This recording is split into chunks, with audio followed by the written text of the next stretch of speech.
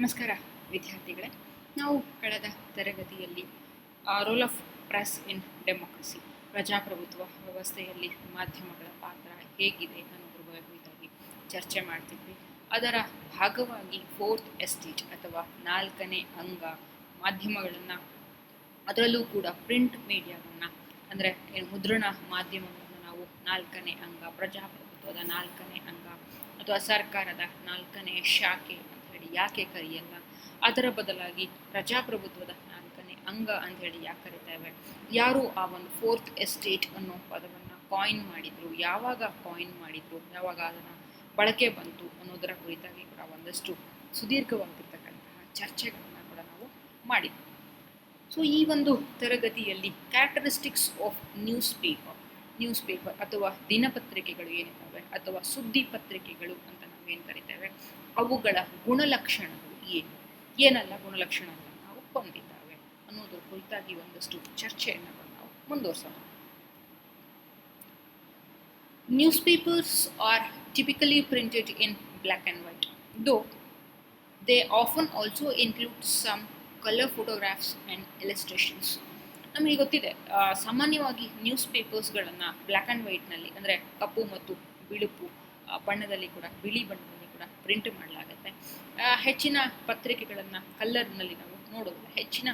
ಅದರ ಸಮಯ ಇವತ್ತು ಬದಲಾಗಿದೆ. ಬಹುತೇಕ ಪತ್ರಿಕೆಗಳು ಎಲ್ಲ ಪುಟಗಳು ಕೂಡ ಕಲರ್ನಲ್ಲೇ ಬರ್ತಕ್ಕಂಥದ್ದನ್ನು ಕೂಡ ನಾವು ನೋಡ್ತಾ ಇದ್ದೇವೆ. ಆದರೆ ಇವತ್ತು ನಮ್ಮ ಆನ್ಲೈನ್ ಯುಗಗಳು ಬಂದಿದ್ದಾವೆ. ಸೊ ಹಾಗಾಗಿ ಆನ್ಲೈನ್ ಜಮಾನದಲ್ಲಿ ಬಂದಿರೋ ಸಂದರ್ಭಗಳಲ್ಲಿ ನಾವು ನ್ಯೂಸ್ ಪೇಪರ್ಸ್ಗಳಿಗಿಂತ ಹೆಚ್ಚಾಗಿ ಬೇರೆ ಬೇರೆ ಲೈಕ್ ವೆಬ್ಸೈಟ್ಸ್ಗಳಿರ್ಬೋದು, ಸೋಷಿಯಲ್ ಮೀಡಿಯಾಗಳಿರಬಹುದು, ಅಥವಾ ನ್ಯೂಸ್ ಚಾನೆಲ್ಸ್ಗಳಿರ್ಬೋದು. ಸೊ ಹೀಗೆ ಬೇರೆ ಬೇರೆ ಅದರ್ ದ್ಯಾನ್ ನ್ಯೂಸ್ ಪೇಪರನ್ನು ಹೊರತುಪಡಿಸಿ ಬೇರೆ ಮಾಧ್ಯಮಗಳನ್ನು ಕೂಡ ನಾವು ಹೆಚ್ಚು ಡಿಪೆಂಡೆಂಟ್ ಇರ್ತಕ್ಕಂಥದ್ದನ್ನು ಕೂಡ ನಾವು ನೋಡ್ತೀವಿ. So what ever it may be, ಆದರೆ ಸಾಮಾನ್ಯವಾಗಿ ನೋಡಿದಂತಹ ಸಂದರ್ಭಗಳಲ್ಲಿ ನ್ಯೂಸ್ ಪೇಪರ್ಗಳಲ್ಲಿ ಬ್ಲ್ಯಾಕ್ ಆ್ಯಂಡ್ ವೈಟ್ ಪುಟಗಳನ್ನು ಕೂಡ ನಾವು ನೋಡ್ತೇವೆ. ಇತ್ತೀಚಿನ ಬೆಳವಣಿಗೆಗಳು ಕಲರ್ ಪುಟಗಳು ಹೆಚ್ಚಾಗಿ ಕೂಡ ಆಗ್ತಾ ಇರೋದನ್ನ ಇತ್ತೀಚಿನ ನೋಡ್ತೇವೆ. ಸೊ ಆದರೆ ಈ ಒಂದು ಬ್ಲ್ಯಾಕ್ ಆ್ಯಂಡ್ ವೈಟಲ್ಲಿ ಪ್ರಿಂಟ್ ಆದರೂ ಕೂಡ ನಾವು ಕಲರ್ ಫೋಟೋಸ್ಗಳನ್ನ ಯೂಸ್ ಮಾಡ್ತೇವೆ, ಒಂದಷ್ಟು ಗ್ರಾಫಿಕ್ಸ್ಗಳನ್ನು ಯೂಸ್ ಮಾಡ್ತೇವೆ, ಒಂದಷ್ಟು ಇಮೇಜ್ಗಳನ್ನು ಕೂಡ ಅಲ್ಲಿ ಹಾಕೋ ಕೆಲಸಗಳನ್ನು ಕೂಡ ಮಾಡಲಾಗತ್ತೆ. ಸೊ ಆದರೆ ಇವತ್ತು ನಾನೀಗಾಗಲೇ ಹೇಳಿದ ಹಾಗೆ nowadays almost all newspapers are colour. ಇವತ್ತಿನ ದಿನಗಳಲ್ಲಿ ಎಲ್ಲ ನ್ಯೂಸ್ ಪೇಪರ್ ಸ್ವಲ್ಪ ಕಾಂಪಿಟೇಷನ್ ಸ್ವಲ್ಪ ಜಾಸ್ತಿ ಆಗಿದೆ. ಸೊ ಹಾಗಾಗಿ ಕಲರ್ ಪುಟಗಳನ್ನು ಕೊಡ್ತಕ್ಕಂತಹದ್ದು ಮತ್ತು ಟೆಕ್ನಾಲಜಿನಲ್ಲಿ ಸ್ವಲ್ಪ ಚೇಂಜಸ್ಗಳಾಗಿದೆ. ಇವನ್ ಪ್ರಿಂಟಿಂಗ್ ಟೆಕ್ನಾಲಜಿಯಲ್ಲಿ ಕೂಡ ಸಾಕಷ್ಟು ಬದಲಾವಣೆಗಳು ಕೂಡ ಆಗಿರೋದನ್ನು ಕೂಡ ನಾವು ಗುರುತಿಸ್ಬೋದು. ಸೊ ಹಾಗಾಗಿ ಇವನ್ ನ್ಯೂಸ್ ಪೇಪರ್ಸ್ಗಳು ಕೂಡ ಕಲರ್ನಲ್ಲಿ ಬರ್ತಾ ಇರ್ತಕ್ಕಂಥದ್ದನ್ನು ಕೂಡ ನಾವು ನೋಡ್ಬೋದು. So they are published for A general audience. Of course ಯಾರು ಕೂಡ ನ್ಯೂಸ್ ಪೇಪರ್ಸ್ಗಳನ್ನು ಸ್ಪೆಸಿಫಿಕ್ ಆಗಿ ಇವರೇ ಓದಬೇಕು ಅಂತ ಹೇಳಿ ಕೂಡ ನಾವು ಹೇಳಿ ರೆಸ್ಟ್ರಿಕ್ಟ್ ಮಾಡೋದಕ್ಕೆ ಸಾಧ್ಯ ಇಲ್ಲ. ಇಲ್ಲಿ ಎಲ್ಲ ಥರದ ಓದುಗರು ಕೂಡ ಇದ್ದಾರೆ. ಅಂದರೆ ನಾನು ಈಗಾಗಲೇ ಹೇಳ್ದಂಗೆ ಲೈಕ್ ಎಜುಕೇಷನ್ ವೈಸ್ ಇರ್ಬೋದು, ಅಥವಾ ಅವ್ರ ಕಮ್ಯುನಿಟಿ ವೈಸ್ ಇರಬಹುದು, ಜೆಂಡರ್ ವೈಸ್ ಇರಬಹುದು, ಅಥವಾ ಏಜ್ ವೈಸ್ ಇರಬಹುದು. ಸೊ ಎಲ್ಲ ರೀತಿಯ ಓದುಗರನ್ನು ಕೂಡ ನಾವು ನೋಡ್ತೇವೆ. ಜೆಂಡರ್ ಅಂತ ಬಂದಾಗ ಮೇಲ್ ಮತ್ತು ಫಿಮೇಲ್ ಎಲ್ಲ ನೋಡ್ತಾರೆ. ಏಜ್ ಗ್ರೂಪ್ನವರು 6 ವರ್ಷದಿಂದ ಹಿಡಿದು 60-80 ವರ್ಷದವರೆಗಿನ ಜನನೂ ಕೂಡ ನಮ್ಮ ನ್ಯೂಸ್ ಪೇಪರ್ಸ್ಗಳನ್ನು ಓದ್ತಾರೆ. ರಿಲಿಜಿಯನ್ ಕೂಡ ಅಷ್ಟೇ, ಯಾವುದೇ ಧರ್ಮದವರು ಇಂಥವರೇ ಓದ್ತಾರೆ ಅಂಥವರೇ ಓದ್ತಾರೆ ಅಂತ ಹೇಳೋದಕ್ಕೆ ಬರೋದಿಲ್ಲ. ಎಲ್ಲ ಧರ್ಮದವರು ಎಲ್ಲ ಪತ್ರಿಕೆಗಳನ್ನು ಕೂಡ ಓದುವ ಒಂದು ಹವ್ಯಾಸವನ್ನು ಇಟ್ಕೊಂಡಿರ್ಬೋದು. ಸೊ ಆ ಥರದ ಸಂದರ್ಭಗಳು ಕೂಡ ಇರ್ತವೆ. ಸೊ ಹಾಗಾಗಿ ನಾವು ಇಂಥದ್ದೇ ಒಂದು ನಿರ್ದಿಷ್ಟ ಇವ್ರಿಗೋಸ್ಕರನೇ ನಾವು ಈ ಥರ ಸುದ್ದಿಗಳನ್ನು ಕೊಡ್ತಾ ಇದ್ದೀವಿ ಅಂತ ಹೇಳಿ ನಾವೆಲ್ಲೂ ಕೂಡ ಮೆನ್ಷನ್ ಮಾಡೋದಕ್ಕೆ ಆಗಲ್ಲ. ಸೊ ಅದರ ಬದಲಾಗಿ ಜನರಲ್ ಆಗಿ ಸಾಮಾನ್ಯವಾಗಿ ಓದುಗರು ಅಂತ ಹೇಳಿ ನಾವು ಕ್ಯಾಟಗರೈಸ್ ಮಾಡ್ತೇವೆ. ಅಲ್ಲಿ ಎಜುಕೇಟೆಡ್ಗಳು ಕೂಡ ಅಂದರೆ ಹೈಲಿ ಕ್ವಾಲಿಫೈಡ್ ಪೀಪಲ್ಸ್ಗಳಿರ್ತಾರೆ, ಆಯಿತಾ, ಅಥವಾ ಪ್ರೊಫೆಷ್ನಲ್ ಪೀಪಲ್ಸ್ಗಳಿರ್ತಾರೆ. Like there may be teachers ಇರ್ಬೋದು, ಅಥವಾ ಡಾಕ್ಟರ್ಸ್ ಇರ್ಬೋದು, ಲಾಯರ್ಸ್ ಇರ್ಬೋದು, ಬಿಸ್ನೆಸ್ ಮೆನ್ ಇರಬಹುದು, ಆಯಿತಾ. ಸೊ ಯಾವುದೇ ರೀತಿಯ ಪ್ರೊಫೆಷನನ್ನು ಕೂಡ ಮಾಡ್ತಿರ್ತಕ್ಕಂತಹ ವ್ಯಕ್ತಿಗಳು ಕೂಡ ಅಲ್ಲಿ ಇರ್ಬೋದು. ಸ್ಟೂಡೆಂಟ್ ಕಮ್ಯುನಿಟಿ ಇರ್ಬೋದು, ಅಥವಾ ವಿಮೆನ್ ಕಮ್ಯುನಿಟಿ ಇರಬಹುದು, ವರ್ಕಿಂಗ್ ಕ್ಲಾಸ್ ಇರ್ಬೋದು, ಅಥವಾ ಬಿಸ್ನೆಸ್ ಕ್ಲಾಸ್ ಇರಬಹುದು, ಆಯಿತಾ. ಸೊ ಯಾವುದೇ ರೀತಿಯ ಕ್ಯಾಟಗರಿ ಅಥವಾ ಯಾವುದೇ ರೀತಿಯ ಕಮ್ಯುನಿಟಿಗಳು ಕೂಡ ಅಲ್ಲಿ ಆಗಿರ್ಬೋದು. ಎಲ್ಲರೂ ಕೂಡ ಈ ಒಂದು ನ್ಯೂಸ್ ಪೇಪರ್ಸ್ಗಳನ್ನು irrespective of gender, age, caste, religion, creed ಇವೆಲ್ಲವನ್ನೂ ಕೂಡ ಹೊರತಾಗಿ ಇಡೀ ಸಮಾಜಕ್ಕೆ ಇರ್ತಕ್ಕಂತಹ ಓದುಗರಿಗೆ ಪತ್ರಿಕೆಗಳನ್ನು ನಾವು ಕೊಡ್ತೇವೆ ಹೊರತು ಪರ್ಟಿಕ್ಯುಲರ್ ಆಗಿ ಇವರೇ ಓದಬೇಕು, ಇಂಥವರೇ ನನ್ನ ಆಡಿಯನ್ಸ್ ಅಂತ ಹೇಳಿದ್ರು ನಾವು ಯಾವತ್ತೂ ಕೂಡ ಇಲ್ಲಿ ಐಡೆಂಟಿಫೈ ಮಾಡೋದಿಲ್ಲ. ಸೊ ಹಾಗಾಗಿ news papers inform readers of current events and of national, local and regional news. ಈ ನ್ಯೂಸ್ ಪೇಪರ್ಸ್ಗಳು ಏನಿದ್ದಾವೆ, ಈ ದಿನಪತ್ರಿಕೆಗಳು ಏನಿದ್ದಾವೆ, ನಮ್ಮ ಓದುಗರಿಗೆ ಇನ್ಫಾರ್ಮೇಷನ್ಸನ್ನು ಕೊಡುತ್ತೆ. ಯಾವುದರ ಬಗ್ಗೆ? ಕರೆಂಟ್ ಇವೆಂಟ್ಸ್, ಪ್ರಸ್ತುತ ವಿದ್ಯಮಾನಗಳು ಏನಾಗ್ತಾ ಇದೆ, ಇವತ್ತು ಏನು ನಡೀತಾ ಇದೆ, ಇವತ್ತು ಸಮಾಜದಲ್ಲಿ ಏನೆಲ್ಲ ಬದಲಾವಣೆಗಳು ಆಗಿದ್ದಾವೆ, ಅವುಗಳ ಪ್ರತಿದಿನದ ತಾಜಾ ಸುದ್ದಿಯನ್ನು ಕೊಡ್ತೇವೆ. ನಾವು ಯಾವತ್ತೂ ಹಾಟ್ ಕೇಕನ್ನು ಕೊಡ್ತೇವೆ ಹೊರತು ಹಳಸೋಗಿರೋ ಕೇಕನ್ನು ಅಥವಾ ಹಳಸೋಗಿರೋ ಊಟವನ್ನು ನಾವು ಕೊಡೋದಿಲ್ಲ. ಇಲ್ಲಿ ನ್ಯೂಸ್ ಅಂತಕ್ಕಂಥದ್ದು ಕೂಡ ಒಂದು ಗೂಡ್ಸ್ ಆಗಿ ಕೂಡ ಇರ್ತಕ್ಕಂಥದ್ದು. ನಾವು ಎಷ್ಟು ಫ್ರೆಶ್ ಆಗಿ ಕೊಡ್ತೇವೆ ಅಷ್ಟರ ಮೇಲೆ ನಮ್ಮ ಅದು ಸೆಲ್ಲಿಂಗ್ ಕೆಪಾಸಿಟಿಗಳು ಕೂಡ ಇರ್ತಕ್ಕಂಥದ್ದು. ಜೊತೆಗೆ ಕರೆಂಟ್ ಇವೆಂಟ್ಸ್ ಅಂದರೆ ಪ್ರಸ್ತುತ ವಿದ್ಯಮಾನಗಳಲ್ಲಿ ಏನೆಲ್ಲ ಕವರ್ ಮಾಡ್ತೇವೆ? ನ್ಯಾಷನಲ್ ನ್ಯೂಸ್ ಇರುತ್ತೆ, ಲೋಕಲ್ ನ್ಯೂಸ್ ಇರುತ್ತೆ, ರೀಜನಲ್ ನ್ಯೂಸ್ ಇರುತ್ತೆ, ಇಂಟರ್ನ್ಯಾಷನಲ್ ನ್ಯೂಸ್ಗಳು ಕೂಡ ಇರ್ತಕ್ಕಂಥದ್ದು. ರಾಷ್ಟ್ರೀಯ ಸುದ್ದಿಗಳಿರುತ್ತೆ, ಸ್ಥಳೀಯ ಸುದ್ದಿಗಳಿರುತ್ತೆ, ರಾಜ್ಯ ಮಟ್ಟದ ಸುದ್ದಿಗಳಿರುತ್ತೆ, ಅಂತಾರಾಷ್ಟ್ರೀಯ ಮಟ್ಟದ ಸುದ್ದಿಗಳು ಕೂಡ ಇರ್ತಕ್ಕಂಥದ್ದು. ಹೀಗೆ ಬೇರೆ ಬೇರೆ ಹಂತದ ಸುದ್ದಿಗಳನ್ನು ಕೂಡ ನಾವು ಇಲ್ಲಿ ನಮ್ಮ ನ್ಯೂಸ್ ಪೇಪರ್ಸ್ಗಳಲ್ಲಿ ಕೂಡ ನಾವು ನಮ್ಮ ಓದುಗರಿಗೆ ಕೂಡ ಕೊಡ್ತಕ್ಕಂತಹ ಕೆಲಸವನ್ನು ನಾವು ಮಾಡ್ತೇವೆ. News papers contain extensive advertising. Of course ಹೌದು, ನಮಗೆ ಬರೀ ನ್ಯೂಸ್ ಪೇಪರ್ಸ್ಗಳಲ್ಲಿ ಬರೀ ನ್ಯೂಸ್ ಅಷ್ಟೇ ಇರೋದಿಲ್ಲ, ಅದರ ಜೊತೆಗೆ ಒಂದಷ್ಟು ಜಾಹೀರಾತುಗಳನ್ನು ಕೂಡ ನಾವು ಕ್ಯಾರಿ ಮಾಡ್ತೇವೆ. ಕೆಲವು ಸಂದರ್ಭಗಳಲ್ಲಿ ನ್ಯೂಸ್ಗಳಿಗಿಂತ ಜಾಹೀರಾತುಗಳ ಪ್ರಮಾಣವೇ ಕೂಡ ಹೆಚ್ಚಾಗಿರ್ತಕ್ಕಂಥದ್ದು ಕೂಡ ಇರುತ್ತೆ. ಸೊ ಅದು ಡಿಪೆಂಡ್ಸ್ ಅಪಾನ್ ದ ಅವರು ಅಡ್ವರ್ಟೈಸ್ಮೆಂಟ್, ಅವತ್ತಿನ ಪತ್ರಿಕೆಗಳಿಗೆ ಯಾರು ಹೆಚ್ಚು ಅಡ್ವರ್ಟೈಸ್ಮೆಂಟ್ ಕೊಟ್ಟಿದ್ದಾರೆ ಅನ್ನೋದ್ರ ಮೇಲೆ ಅದೆಲ್ಲವೂ ಕೂಡ ಡಿಪೆಂಡೆಂಟ್ ಆಗಿರ್ತಕ್ಕಂಥದ್ದು. So most newspapers are published daily with some published weekly. ಕೆಲವು ಪತ್ರಿಕೆಗಳು ಪ್ರತಿದಿನವೂ ಕೂಡ ಪಬ್ಲಿಷ್ ಆಗುತ್ತೆ, ಪ್ರಕಟಣೆ ಆಗುತ್ತೆ. ಕೆಲವು ಪತ್ರಿಕೆಗಳು ವಾರಕ್ಕೊಮ್ಮೆ ಪ್ರಕಟಣೆ ಆಗುತ್ತೆ. ಸೊ ಅದು ಕೆಲವೊಂದು ಅವರ ಇದನ್ನು ಕೂಡ ಡಿಪೆಂಡೆಂಟ್ ಕೂಡ ಆಗಿರ್ತಕ್ಕಂಥದ್ದು.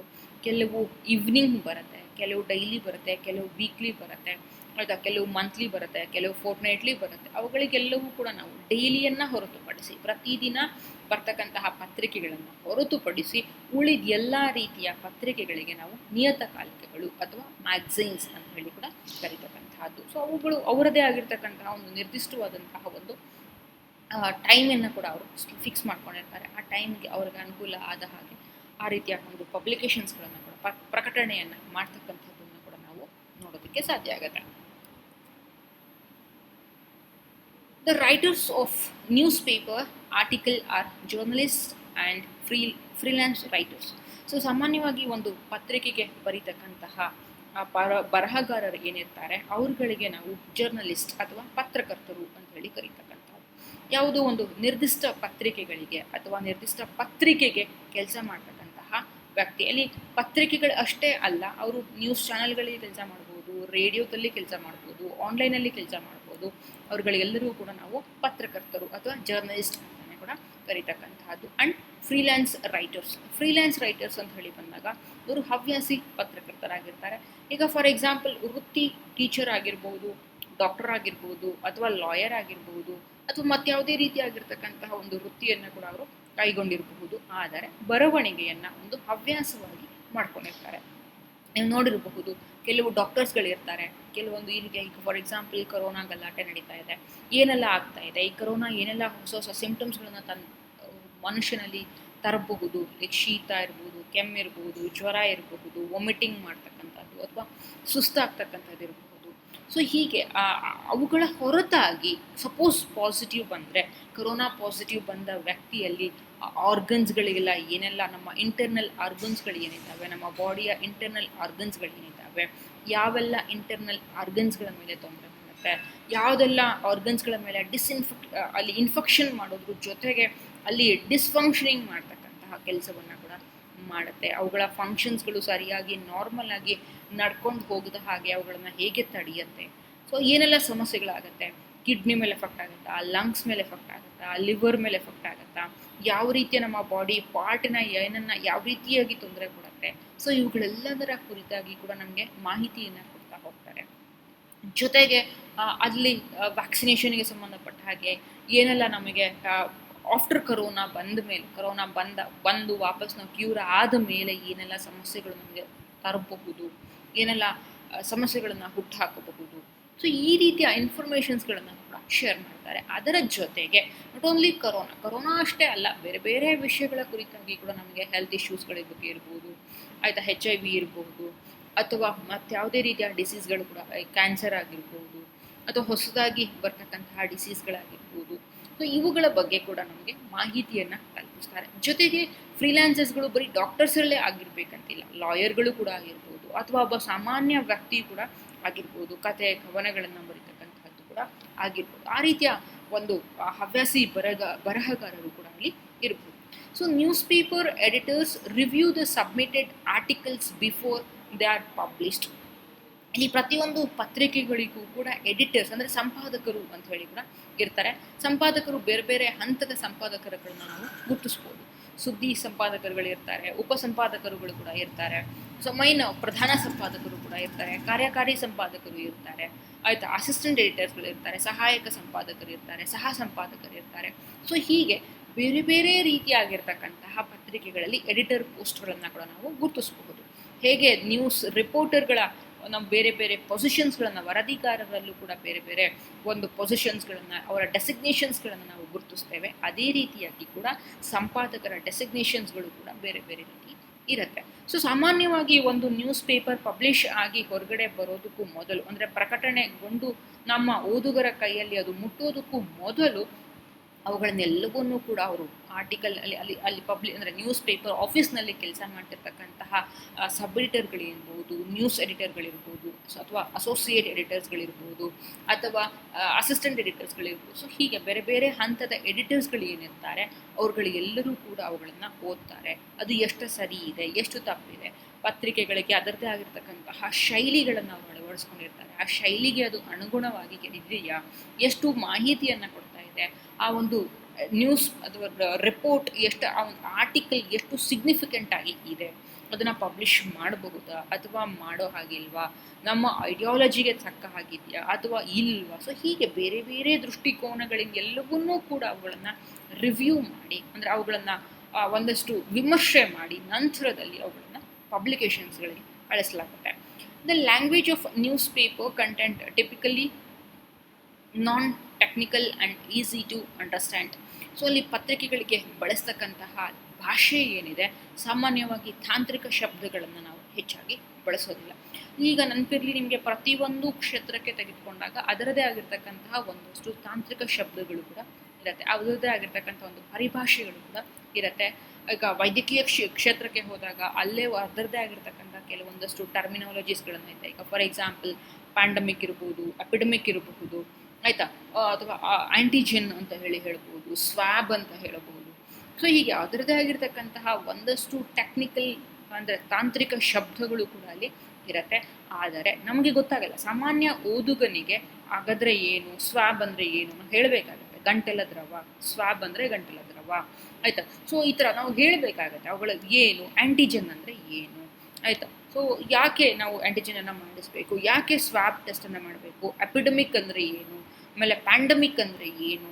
ಸೊ ಈ ಥರ ಕೆಲವೊಂದು ತಾಂತ್ರಿಕ ಶಬ್ದಗಳು ಎಲ್ಲರಿಗೂ ಕೂಡ ಅರ್ಥ ಆಗಬೇಕಂತ ಇಲ್ಲ. ಇವೊಂದು that is language is English, ಭಾಷೆ ಇಂಗ್ಲೀಷ್ ಆಗಿದ್ರೂ ಕೂಡ ಆದರೂ ಎಲ್ಲರಿಗೂ ಕೂಡ ಸಾಮಾನ್ಯ ಓದುಗನಿಗೆ ಅದು ಗೊತ್ತಿರಬೇಕು ಅಂತ ಕೂಡ ಏನೂ ಇಲ್ಲ. ಸೊ ಹಾಗಾಗಿ ನಾವು ಹೆಚ್ಚು ತಾಂತ್ರಿಕ ಶಬ್ದಗಳನ್ನು ಬಳಸದೆ ಆಡು ಭಾಷೆಯ ಪದಗಳನ್ನು ಹೆಚ್ಚಾಗಿ ಬಳಸ್ತೇವೆ.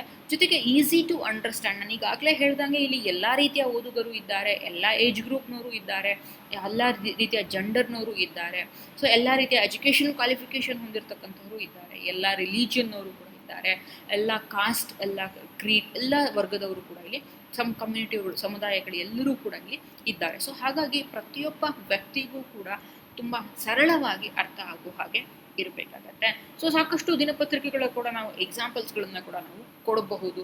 For example the times of India ಇರ್ಬೋದು, ದ ಇಂಡಿಯನ್ ಎಕ್ಸ್ಪ್ರೆಸ್ ಇರ್ಬೋದು, ದ ಹಿಂದೂ ಇರ್ಬೋದು, ಇಂಗ್ಲೀಷ್ನಲ್ಲಿ ಬಂದಾಗ ಡೆಕ್ಕನ್ ಹೆರಾಲ್ಡ್ ಇರ್ಬೋದು, DNA ಇರಬಹುದು. ಕರ್ನಾಟಕಕ್ಕೆ ಬಂದಾಗ ರಾಜ್ಯ ಮಟ್ಟದಲ್ಲಿ ಒಂದು ಸರ್ಕ್ಯುಲೇಷನನ್ನು ಹೊಂದಿರತಕ್ಕಂತಹ ದೊಡ್ಡ ಪತ್ರಿಕೆಗಳು ಅಥವಾ ಅನಿಸ್ಕೊಂಡಿರ್ತಕ್ಕಂತಹ ಪ್ರಜಾವಾಣಿ ಇರ್ಬೋದು, ವಿಜಯ ಕರ್ನಾಟಕ ಇರ್ಬೋದು, ವಿಜಯವಾಣಿ ಇರ್ಬೋದು, ಕನ್ನಡಪ್ರಭ, ಸಂಯುಕ್ತ ಕರ್ನಾಟಕ, ಸೊ ಎಕ್ಸೆಟ್ರಾ ಎಕ್ಸೆಟ್ರಾ ಸಾಕಷ್ಟು ಉದಾಹರಣೆಗಳನ್ನು ಕೂಡ ನಮ್ಮ ಪತ್ರಿಕೆಗಳನ್ನು ನಾವು ಗುರುತಿಸ್ಕೋಬಹುದು.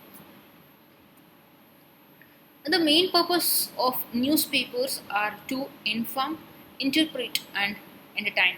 ಸೊ ನಮಗೆ ಪತ್ರಿಕೆಗಳಿಗೆ ಅದರದೇ ಆಗಿರ್ತಕ್ಕಂತಹ ಒಂದಷ್ಟು ಪ್ರೈಮರಿ ಫಂಕ್ಷನ್ಸ್ಗಳನ್ನು ಕೂಡ ಮಾಡುತ್ತೆ. ನಾನು ಈಗಾಗಲೇ ಹೇಳಿದ ಹಾಗೆ ಕಳೆದ ಕ್ಲಾಸಲ್ಲಿ ಕೂಡ ನಾನು ಇದ್ರ ಬಗ್ಗೆ ನಿಮಗೆ ಹೇಳಿದ್ದೇನೆ. ಸೊ ನ್ಯೂಸ್ ಪೇಪರ್ಸ್ ತೊಗೊಂಡಾಗ ಅಥವಾ ಮ್ಯಾಗಝೈನ್ಸ್ ಅಂತ ಹೇಳಿ ತೊಗೊಂಡಾಗ ಅಥವಾ ಮಾಧ್ಯಮಗಳು ಅಂತ ಹೇಳಿ ತೊಗೊಂಡಾಗ, ಮಾಧ್ಯಮಗಳು ಯಾವುದು ಮಾಧ್ಯಮಗಳು ಕೂಡ ಅಲ್ಲಿ ಆಗಿರಬಹುದು, ಯಾವುದೇ ಮಾಧ್ಯಮವನ್ನು ತಗೊಂಡ್ರೂ ಕೂಡ ಅವುಗಳ ಪ್ರೈಮರಿ ಫಂಕ್ಷನ್, ಪ್ರಾಥಮಿಕ ಕೆಲಸ, ಪ್ರಮುಖ ಉದ್ದೇಶ ಯಾವತ್ತಿಯೂ ಕೂಡ ಮಾಹಿತಿಯನ್ನು ಕೊಡ್ತಕ್ಕಂತಹದ್ದು, ಹಾಗೆಯೇ ಶಿಕ್ಷಣವನ್ನು ಕೊಡುತ್ತೆ, ಹಾಗೆಯೇ ಎಂಟರ್ಟೈನ್ಮೆಂಟನ್ನು, ಮನರಂಜನೆಯನ್ನು ಕೊಡ್ತಕ್ಕಂಥದ್ದು. ಅವುಗಳು ಯಾವತ್ತೂ ಕೂಡ ಪ್ರಮುಖ ಉದ್ದೇಶವನ್ನು ಕೂಡ ಹೊಂದಿದೆ. ಈ ಒಂದು ಪ್ರಮುಖ ಉದ್ದೇಶವನ್ನು ಇಟ್ಕೊಂಡು ಯಾವತ್ತೂ ಕೂಡ ನಮ್ಮ ನ್ಯೂಸ್ ಪೇಪರ್ಸ್ಗಳು ತನ್ನ ಕೆಲಸ ಅಂದರೆ ಓದುಗರಿಗೆ ತಲುಪಿಸ್ತಕ್ಕಂಥ ಮಾಹಿತಿಯನ್ನು ತಲುಪಿಸುತ್ತೆ, ವಿಶ್ಲೇಷಣೆಯನ್ನು ಮಾಡಲಾಗತ್ತೆ, ಆ ಮೂಲಕ ನಮಗೆ ಜಾಗೃತರನ್ನಾಗಿ ಮಾಡುತ್ತೆ, ಅದರ ಮೂಲಕ ನಮಗೆ ಎಜುಕೇಷನನ್ನು ಕೊಡುತ್ತೆ. ಇಲ್ಲಿ ಫಾರ್ಮಲ್ ಎಜುಕೇಷನ್ ಅಲ್ಲ, ಇನ್ಫಾರ್ಮಲ್ ಎಜುಕೇಷನ್, ಔಪಚಾರಿಕ ಅಲ್ಲ ಅನೌಪಚಾರಿಕ ಶಿಕ್ಷಣವನ್ನು ಕೊಡ್ತಕ್ಕಂತಹ ಪ್ರಯತ್ನವನ್ನು ಮಾಡ್ತದೆ. ಜೊತೆಗೆ ಎಂಟರ್ಟೈನ್ಮೆಂಟ್, ಮನೋರಂಜನೆಯನ್ನು ಕೂಡ ಕೊಡ್ತಕ್ಕಂಥದ್ದು. ನಾವೇನು ಅಡ್ವರ್ಟೈಸ್ಮೆಂಟ್ಸ್ಗಳನ್ನು ನೋಡ್ತೇವೆ, ಅಡ್ವರ್ಟೈಸ್ಮೆಂಟ್ಸ್ ಇರ್ಬೋದು, ಲಘು ಬರಹಗಳಿರ್ಬೋದು, ಲೈಟಾಗಿ ಬರ್ತಕ್ಕಂಥದ್ದು ಇರ್ಬೋದು, ಹಾಸ್ಯ ಬರವಣಿಗೆಗಳಿರ್ಬೋದು. ಸೊ ಇವುಗಳೆಲ್ಲವೂ ಕೂಡ ನಮಗೆ ಮನೋರಂಜನೆಯನ್ನು ಕೊಡ್ತಕ್ಕಂತಹ ಸಾಧನಗಳು ಕೂಡ ಆಗಿದ್ದಾವೆ. ಸೊ ಹೀಗೆ ನ್ಯೂಸ್ ಪೇಪರ್ಸ್ಗಳು ಕೂಡ ಈ 3 ಬೇಸಿಕ್ ಫಂಕ್ಷನ್ಸ್ಗಳನ್ನೆಲ್ಲವನ್ನು ಕೂಡ ನಿರಂತರವಾಗಿ ಮಾಡಿಕೊಂಡು ಬರುತ್ತೆ. So newspapers help readers become informed by providing them with facts, statistics and opinion columns. ನಮ್ಮ ನ್ಯೂಸ್ ಪೇಪರ್ಸ್ಗಳಲ್ಲಿ ಸಾಮಾನ್ಯವಾಗಿ ನಾವು ಫ್ಯಾಕ್ಟ್ಗಳನ್ನು ನೋಡ್ತೇವೆ, ಸತ್ಯಾಂಶಗಳನ್ನು ನೋಡ್ತೇವೆ, ಅದಕ್ಕೆ ಸಂಬಂಧಪಟ್ಟಂತಹ ಕೆಲವು ಅಂಕಿ ಅಂಶಗಳನ್ನು ಕೂಡ ಕೊಟ್ಟಿರ್ತಾರೆ, ದಾಖಲೆಗಳನ್ನು ಕೂಡ ಕೊಟ್ಟಿರ್ತಾರೆ.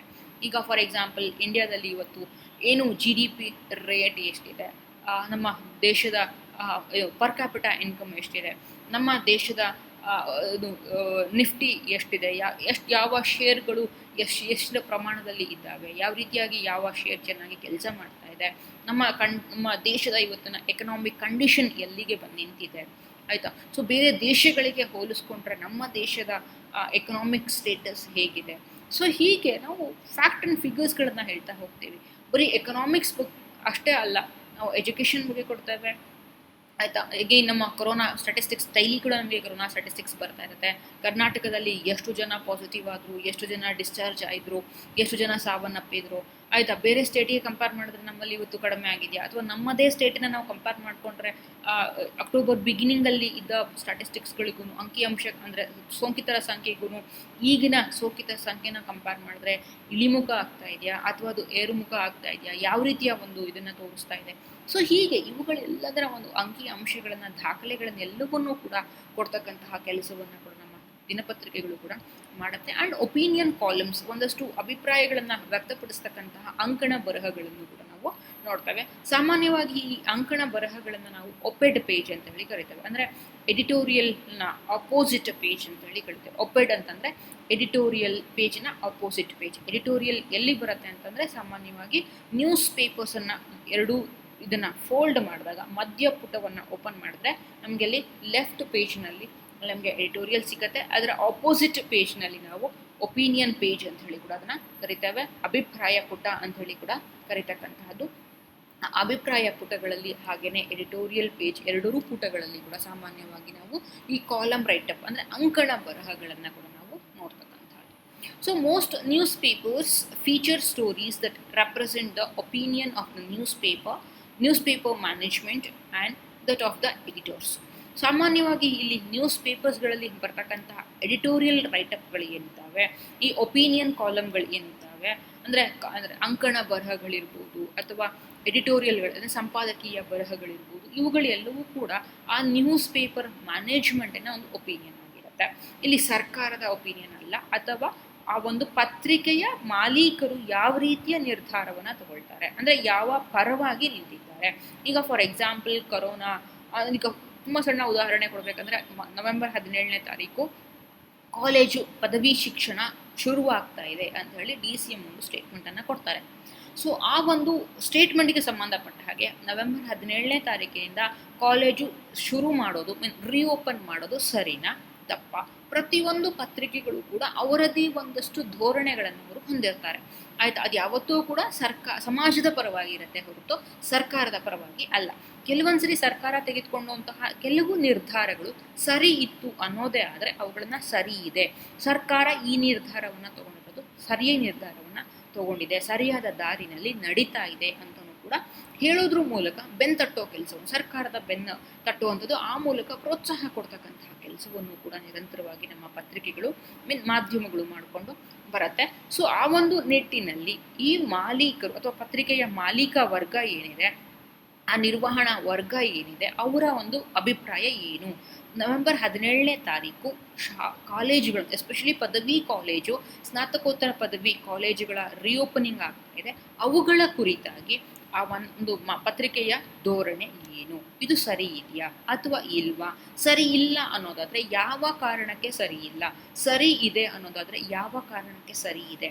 ಸೊ ಅವರ ಅಭಿಪ್ರಾಯಗಳನ್ನೆಲ್ಲವನ್ನೂ ಕೂಡ ಹೇಳಿ ಆ ಪತ್ರಿಕೆಯ ಎಡಿಟರ್ನ ಸಂಪಾದಕೀಯ ಲೇಖನಗಳನ್ನು ಕೂಡ ಬರೀತಕ್ಕಂಥದ್ದು. ಸೊ ಈ ಸಂಪಾದಕೀಯ ಲೇಖನಗಳು ಸಾಮಾನ್ಯವಾಗಿ ಆ ಒಂದು ಪತ್ರಿಕೆಯ ಮ್ಯಾನೇಜ್ಮೆಂಟ್ ಏನಿದೆ, ಆ ನಿರ್ವಹಣೆಯ ಮಂಡಳಿ ಏನಿದೆ, ಅವುಗಳ ಒಂದು ಒಪಿನಿಯನ್, ಅಭಿಪ್ರಾಯಗಳು ಕೂಡ ಇಲ್ಲಿ ಆಗಿರುತ್ತೆ. ಆ ಒಂದು ವಿಷಯದ ಕುರಿತಾಗಿ ಆ ಪತ್ರಿಕೆಗಳ ಧೋರಣೆ ಏನು ಅನ್ನೋದನ್ನ ತಿಳಿಸುವಂತಹ ಕೆಲಸವನ್ನು ಕೂಡ ಈ ಒಂದು ಎಡಿಟೋರಿಯಲ್ ರೈಟಪ್ ಅಂದರೆ ಸಂಪಾದಕೀಯ ಲೇಖನಗಳು ಅಥವಾ ಬರಹಗಳು ಕೂಡ ಮಾಡ್ತಕ್ಕಂಥದ್ದು. Some of the other services provided by a newspaper include classified advertisement, display advertisements and feature stories.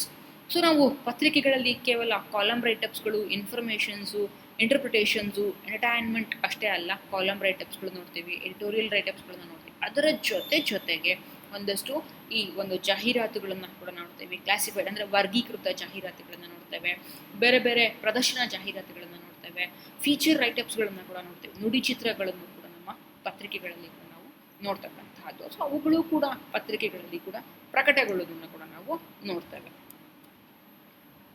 So most newspapers have an entertainment function as well.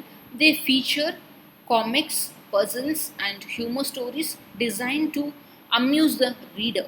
So ಇಲ್ಲಿ ಏನಾಗ್ತದೆ, most of the news paper, ಕೆಲವೊಂದಷ್ಟು news ಪೇಪರ್ಸ್ಗಳಲ್ಲಿ ಕೂಡ entertainment ಫಂಕ್ಷನ್ಸನ್ನು ಕೂಡ ಕೊಡುತ್ತೆ. ನಾನು ಈಗಾಗಲೇ ಹೇಳಿದೆ, ಪತ್ರಿಕೆಗಳು ಮಾಹಿತಿಯನ್ನು ಕೊಡುತ್ತೆ, ಜೊತೆಗೆ ಶಿಕ್ಷಣವನ್ನು ಕೊಡುತ್ತೆ, ಜೊತೆಗೆ ಒಂದಷ್ಟು ಒಪಿನಿಯನ್ ರೈಟಪ್ಸ್ಗಳನ್ನು ಕೂಡ ಕೊಡುತ್ತೆ, ಜೊತೆಗೆ ಅಡ್ವರ್ಟೈಸ್ಮೆಂಟ್ಸ್ಗಳನ್ನು ಕೂಡ ಕೊಡುತ್ತೆ. ಅಡ್ವರ್ಟೈಸ್ಮೆಂಟಿನ ಜೊತೆಗೆ ನಾವು ಅವ್ರು ಕೊಡ್ತಕ್ಕಂತಹ ರೈಟಪ್ಗಳು ಏನಿರುತ್ತೆ ಅದರಲ್ಲಿ ಒಂದಷ್ಟು ಫೀಚರ್ ರೈಟಪ್ಸ್ಗಳನ್ನು, ಅಂದರೆ ನುಡಿಚಿತ್ರದಂತಹ ಲಘು ಬರಹಗಳಂತಹ ಒಂದಷ್ಟು ರೈಟಪ್ಸ್ಗಳನ್ನು ಕೂಡ ಕೊಡುತ್ತೆ. ಲೈಕ್ ಕಾಮಿಕ್ಸ್ಗಳನ್ನು ಕೊಡ್ತಕ್ಕಂತಹದ್ದು, ಗುಫಾ ಅಂತ ಹೇಳಿ ನೀವು ನೋಡಿರ್ಬೋದು. ಆ ಕ್ಯಾರಿಕೇಚರ್ಸ್ಗಳನ್ನ ಬಳಸೋದ್ರ ಮೂಲಕ ಒಂದು ಸ್ಟೋರಿಯನ್ನು ಹೇಳ್ತಾ ಹೋಗ್ತಾರೆ. ಆ ಥರ ಕಾಮಿಕ್ಸ್ಗಳಿರುತ್ತೆ. ಮತ್ತು ಕಾರ್ಟೂನ್ಗಳು ಕೂಡ ನಮಗೆ ಇರುತ್ತೆ. ಎಲ್ಲವೂ ಕೂಡ ಅದರಲ್ಲೂ ಸ್ವಲ್ಪ ಸೀರಿಯಸ್ ಆಗಿ ಇರುತ್ತೆ ಕಾರ್ಟೂನ್ಗಳು, ಆದರೂ ಅದೆಲ್ಲೋ ಒಂದು ಕಡೆ ನಮಗೆ ಎಂಟರ್ಟೈನ್ಮೆಂಟನ್ನು ಕೂಡ ಕೊಡ್ತಕ್ಕಂಥದ್ದು, ಮನೋರಂಜನೆಯನ್ನು ಕೊಡ್ತಕ್ಕಂತಹದ್ದು. ಈಗೇನು ಪಝಲ್ಸನ್ನು ಕೂಡ ಕೊಟ್ಟಿರ್ತಾರೆ, ಸುಡೋಕೋ ನೋಡಿರ್ಬೋದು, ಪದಬಂಧ ಇರ್ಬೋದು, ಇವುಗಳೆಲ್ಲವೂ ಕೂಡ ಪಝಲ್ಸ್ಗಳಿಗೆ ಬರ್ತಕ್ಕಂತಹದ್ದು. ದೆನ್ ಹ್ಯೂಮರ್ ಸ್ಟೋರೀಸ್ ಅಂದರೆ ಹಾಸ್ಯಾಸ್ಪದ ಲೇಖನಗಳು ಕೂಡ ಇರುತ್ತೆ. ಕೆಲವೊಮ್ಮೆ ರಾಜಕೀಯ ವಿಡಂಬನಾ ಲೇಖನಗಳನ್ನು ಕೂಡ ಹಾಸ್ಯದ ಸ್ವರೂಪದಲ್ಲಿ ಕೂಡ ರಾಜಕೀಯವನ್ನು ವಿಡಂಬನೆ ಮಾಡ್ತಕ್ಕಂತಹ ರೈಟಪ್ಗಳನ್ನು ಕೂಡ ನಾವು ನೋಡ್ತೇವೆ. ಸೊ ಈ ಥರ ಈ ಬೇರೆ ಬೇರೆ ರೀತಿಯಾಗಿರ್ತಕ್ಕಂತಹ ಸುದ್ದಿಗಳನ್ನು ಕೊಡೋದ್ರ ಮೂಲಕ ಓದುಗರಿಗೆ ಮೊನಾಟನಮಸ್ ಅನ್ನಿಸ್ಬಾರ್ದು. ನಾವು ಪತ್ರಿಕೆಗಳು ಅಂತಂದರೆ ತುಂಬ ಸೀರಿಯಸ್ ಆಗಿ ಇರತ್ತಪ್ಪ, ಯಾವಾಗಲೂ ಕೂಡ ಅವರು ಬರೀ ಇನ್ಫಾರ್ಮೇಷನ್ಸನ್ನೇ ಕೊಡ್ತಾ ಇರ್ತಾರೆ, ಅದರ್ ದ್ಯಾನ್ ದಟ್ ಅವ್ರಿಗೆ ಎಂಟರ್ಟೈನ್ಮೆಂಟನ್ನು ಕೊಡಲ್ಲ. ನಮಗೇನೋ ಒಂದು ರೀತಿ ಯಾವಾಗಲೂ ಸೀರಿಯಸ್ ಆಗಿರುತ್ತೆ. ಸ್ವಲ್ಪ ಲಘು ಬರಹಗಳನ್ನು ನಮಗೆ ಓದಬೇಕು ಅಂತ ಅನ್ಸಿದ್ರೆ, ಅಥವಾ ಸಾಹಿತ್ಯಾತ್ಮಕ ಬರಹಗಳನ್ನು ಓದಬೇಕು ಅಂತ ಅನ್ಸಿದ್ರೆ ನಮಗಲ್ಲಿ ಅವಕಾಶನೇ ಇರೋದಿಲ್ಲ ಅಂತ ಹೇಳಿ ಕೂಡ ಹೇಳೋದಿಲ್ಲ. ಅದರ ಬದಲಾಗಿ ಓದುಗರಿಗೆ ಒಂದು ರೀತಿಯ ಲೈಟಾಗಿ ಆರ್ಟಿಕಲ್ನ ಕೊಡ್ತಕ್ಕಂಥದ್ದು, ಅವುಗಳನ್ನ ಒಂಥರ ಮೂಡನ್ನು, ಓದುಗರ ಮನಸ್ಸನ್ನು ಕೂಡ ಸ್ವಲ್ಪ ರಿಫ್ರೆಶ್ ಮಾಡ್ತಕ್ಕಂತಹ ರೀತಿಯ ಒಂದು ರೈಟಪ್ಗಳನ್ನು ಕೂಡ ನಮ್ಮ ಪತ್ರಿಕೆಗಳಲ್ಲಿ ಕೂಡ ನಾವು ನೋಡ್ಬೋದು. The newspapers can be issued daily or weekly and may keep the readers up to date with local, national and international stories. So ನಾನೀಗಾಗಲೇ ಹೇಳಿದ ಹಾಗೆ ಪತ್ರಿಕೆಗಳು ಪ್ರತಿದಿನ ಕೂಡ ಪ್ರಕಟ ಆಗ್ಬೋದು, ಅಥವಾ ವಾರಕ್ಕೊಮ್ಮೆ ಆಗ್ಬೋದು, ಅಥವಾ ಬೇರೆ ಒಂದು ಅವರದೇ ಆಗಿರ್ತಕ್ಕಂತಹ ಟೈಮಿಂಗ್ಸ್ಗಳನ್ನು, ಅಂದರೆ ಫೋರ್ಟ್ನೈಟ್ಲಿ ಅಂದರೆ ಪಾಕ್ಷಿಕ ಪತ್ರಿಕೆಗಳಿರ್ಬೋದು, 15 ದಿನಕ್ಕೊಮ್ಮೆ ಬರ್ತಕ್ಕಂಥದ್ದಿರ್ಬೋದು, ತಿಂಗಳಿಗೆ ಒಮ್ಮೆ ಬರ್ಬೋದು. ಸೊ ಹೀಗೆ 3 ತಿಂಗಳಿಗೆ ಒಂದ್ಸರಿ ಬರ್ಬೋದು. ಸೊ ಈ ಥರ ಬೇರೆ ಬೇರೆ ರೀತಿಯಾಗಿರ್ತಕ್ಕಂತಹ ಪಿರಿಯಾಡಿಸಿಟಿಯನ್ನು ಕೂಡ ಇಟ್ಕೊಂಡಿದ್ರೂ ಕೂಡ, ಬೇರೆ ಬೇರೆ ಪಿರಿಯಾಡಿಸಿಟಿಯನ್ನು ಇಟ್ಕೊಂಡಿದ್ರೂ ಕೂಡ ಅಲ್ಲಿ ಪ್ರತಿಯೊಂದು ಸಂದರ್ಭಗಳಲ್ಲೂ ಕೂಡ ಇವನ್ ಮ್ಯಾಗ್ಝಿನ್ಸ್ ಸುಧಾ ಇರ್ಬೋದು, ತರಂಗ ಇರ್ಬೋದು, ಕರ್ಮವೀರ, ಮಯೂರ, ಸೊ ಈ ಥರದ ಒಂದಷ್ಟು ನಾವು ರೂಪತಾರ ಈ ಥರದ ಮ್ಯಾಗ್ಝಿನ್ಸ್ಗಳನ್ನ ನಾವು ಏನು ನೋಡ್ತೇವೆ, ಆ ಥರದ ಮ್ಯಾಗ್ಝಿನ್ಸ್ಗಳಲ್ಲಿ ಕೂಡ ನಮಗೆ ಲೋಕಲ್ ನ್ಯೂಸ್ಗಳಿರುತ್ತೆ, ನ್ಯಾಷನಲ್ ನ್ಯೂಸ್ ಇರುತ್ತೆ, ಇಂಟರ್ನ್ಯಾಷನಲ್ ಸ್ಟೋರೀಸ್ಗಳು ಕೂಡ ಇರುತ್ತೆ. ಅಂದರೆ ಸ್ಥಳೀಯ ಸುದ್ದಿಗಳ ಬಗ್ಗೆ, ನ್ಯಾಷನಲ್ ರಾಷ್ಟ್ರೀಯ ಮಟ್ಟದ ಸುದ್ದಿಗಳ ಬಗ್ಗೆ, ಹಾಗೆ ಅಂತಾರಾಷ್ಟ್ರೀಯ ಮಟ್ಟದ ಸುದ್ದಿಗಳು. ಸೊ ಹೀಗೆ ಬೇರೆ ಬೇರೆ ರೀತಿಯಾಗಿರ್ತಕ್ಕಂತಹ ಸುದ್ದಿಗಳನ್ನು ಕೊಡೋದ್ರ ಮೂಲಕವೂ ಕೂಡ ಓದುಗರಿಗೆ ಆ ಒಂದು ವಿಷಯದ ಅಂದರೆ ಪ್ರಸ್ತುತ ವಿದ್ಯಮಾನಗಳ ಕುರಿತಾಗಿ ಕೂಡ ಶಿಕ್ಷಣವನ್ನು ಕೊಡ್ತಕ್ಕಂತಹದ್ದು, ಅವರನ್ನು ಅಪ್ಡೇಟ್ ಮಾಡ್ತಕ್ಕಂತಹದ್ದು. ಅಲ್ಲಿ ಹೀಗೆಲ್ಲ ಒಂದಷ್ಟು ಬೆಳವಣಿಗೆಗಳು ಆಯಿತು ಅಂತ ಹೇಳಿ ಅವ್ರಿಗೆ ಮಾಹಿತಿಯನ್ನು ಕಲ್ಪಿಸ್ತಕ್ಕಂತಹ ಕೆಲಸವನ್ನು ಕೂಡ ಪತ್ರಿಕೆಗಳು ಕೂಡ ನಿರಂತರವಾಗಿ ಮಾಡಿಕೊಂಡು ಬರುತ್ತೆ. Thank you.